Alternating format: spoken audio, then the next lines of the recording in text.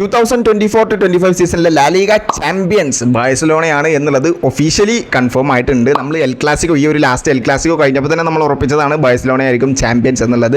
പക്ഷേ 3 മാച്ചസ് ബാക്കി ഉണ്ടായതുകൊണ്ട് ഇനി വല്ല മിറാക്കിളും നടക്കും എന്ന് നോക്കിയിരുന്നു. പക്ഷേ എസ്പാനിയോളിനെറ്റ് 2-0 എന്നുള്ള സ്കോറിന് ബാഴ്സലോണ വിജയിച്ച് ആ ഒരു ലാലിഗ ചാമ്പ്യൻസ് അവരാവും എന്നുള്ളത് സീൽ ചെയ്ത് കളഞ്ഞിട്ടുണ്ട്. അപ്പുറത്ത് റയൽ മാഡ്രിഡ് 2 എന്നുള്ള സ്കോറിന് മയൊക്കെയായിട്ട് വിജയിച്ചു. പക്ഷേ കാര്യമൊന്നും ഉണ്ടായില്ല. കാരണം ഈ സീസണിലെ ലീഗിലെ 2 എൽ ക്ലാസിക്കോയും റയൽ മാഡ്രിഡ് പരാജയപ്പെട്ടു. ബെർണാബ്യൂവിൽ 4-0 എന്നുള്ള സ്കോറിന് പരാജയപ്പെട്ടു. ഇവിടെ ബാഴ്സലോണയുടെ ഹോം സ്റ്റേഡിയത്ത് 4-3 എന്നുള്ള സ്കോറിനും പരാജയപ്പെട്ടു. സോ മെയിൻ ഒപ്പോണൻ്റ് ആയിട്ടുള്ള ബാഴ്സലോണയെ പരാജയപ്പെടുത്താൻ പറ്റാത്തത് കൊണ്ട് തന്നെ റയൽ മാഡ്രിഡിന് ഈ ഒരു സീസണിൽ ചാമ്പ്യൻസ് ആവാൻ പറ്റില്ല. ബാഴ്സലോണ ആയിരിക്കും ഈ ഒരു സീസണിലെ ചാമ്പ്യൻസ് എന്ന് പറയുന്നത്. ഈ ഒരു സീസണിലെ ബാഴ്സലോണ ടീമിൻ്റെ ഒരു സ്പെഷ്യാലിറ്റി എന്ന് പറഞ്ഞു കഴിഞ്ഞാൽ സാവി ബിൽഡ് ചെയ്തെടുത്ത് കൊണ്ടുവന്നൊരു ടീംസാണ്. സാവി കുറേ പ്ലേയേഴ്സിനെ സൈൻ ചെയ്തു, കുറേ പ്ലേയേഴ്സിനെ കൺവിൻസ് ചെയ്തു സൈൻ ചെയ്യാൻ വേണ്ടിയിട്ട്.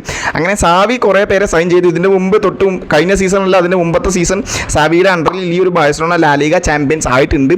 പക്ഷേ സാവിക്ക് ഒരു യുഫ ചാമ്പ്യൻസ് ലീഗിൽ അത്രത്തോളം ഇമ്പാക്റ്റ് കൊണ്ടുവരാൻ പറ്റാത്തത് കൊണ്ട് തന്നെ സാവിക്ക് അദ്ദേഹത്തിൻ്റെ ഈ ഒരു കോച്ചിങ് മാനേജിങ് സ്ഥാനത്ത് നിന്നും ബാഴ്സലോണയിൽ നിന്നും റിസൈൻ ചെയ്ത് പോവേണ്ടി വന്നു. ആ ഒരു സമയത്താണ് ലപ്പോർട്ടയുടെ ഒരു മാസ്റ്റർ മൈൻഡ് വന്നത്. ഹൻസി ഫ്ലിക്കിന് എന്തുകൊണ്ട് സൈൻ ചെയ്തുകൂടാ?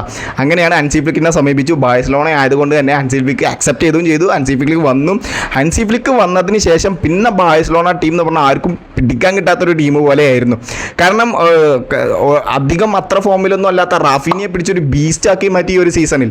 അപ്പുറത്ത് ലമീൻ യമാൽ അത് വേറൊരു ബീസ്റ്റ്. ലെഫ്റ്റ് വിങ്ങിൽ റാഫീനിയ എന്ന് പറഞ്ഞിട്ട് ഇങ്ങനൊരു ബീസ്റ്റ്. അപ്പുറത്ത് ലമീൻ യമാൽ റൈറ്റ് വിങ്ങിലൂടെ ഒരു കിഡിലം പെർഫോമൻസ്. അത് ഒരു എന്താ പറയുക, ആർക്കും പിടിക്കാൻ കിട്ടാത്തൊരു പ്ലെയറായി മാറിയിട്ടുണ്ട് ലമീൻ യമാൽ എന്ന് പറയുന്നത്.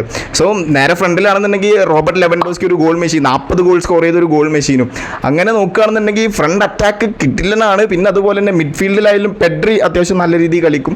അങ്ങനെ ബാഴ്സലോണ ടീം മൊത്തത്തിൽ ഒരു ബാലൻസ്ഡ് ടീമായിട്ട് മാറി. ആർക്കെങ്കിലും ഇഞ്ചറി പറ്റി പോയി കഴിഞ്ഞാൽ ഏത് പ്ലെയേഴ്സിനെയാണ് അവിടെ വേണ്ടത് ആ ഒരു പ്ലെയറിനെ അവിടെ നല്ല രീതിയിൽ തന്നെ യൂട്ടിലൈസ് ചെയ്ത് ടീമിനെ വീണ്ടും ബാലൻസ് ആക്കാൻ നോക്കും. അങ്ങനെ ഈ ഒരു ബാഴ്സലോണ ടീമിനെ അദ്ദേഹം ലാലിഗ ചാമ്പ്യൻസ് ആക്കി ഹൻസി ഫ്ലിക്ക് എന്ന് പറയുന്നത്.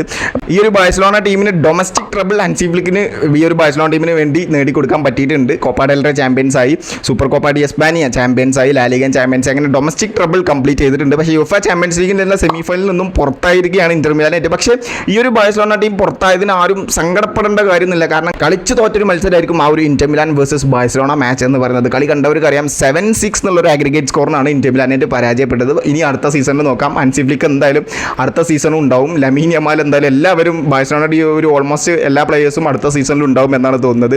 സോ അടുത്ത സീസണിലെ ചാമ്പ്യൻസ് ലീഗ് നമുക്ക് നോക്കാം. ഈ ഒരു സീസണിലെ ലാലിഗ ചാമ്പ്യൻസ് ബാഴ്സലോണയാണെന്നുള്ളത് കൺഫേം ആയി. ഈ അടുത്ത സീസണിലും ലാലിഗ ചാമ്പ്യൻസ് ഈ ഒരു ഫോം മെയിൻറ്റെയിൻ ചെയ്ത് കൊണ്ടുപോകാൻ പറ്റുമോ ഇല്ലെന്ന് നമുക്ക് നോക്കാം. So thank you so much.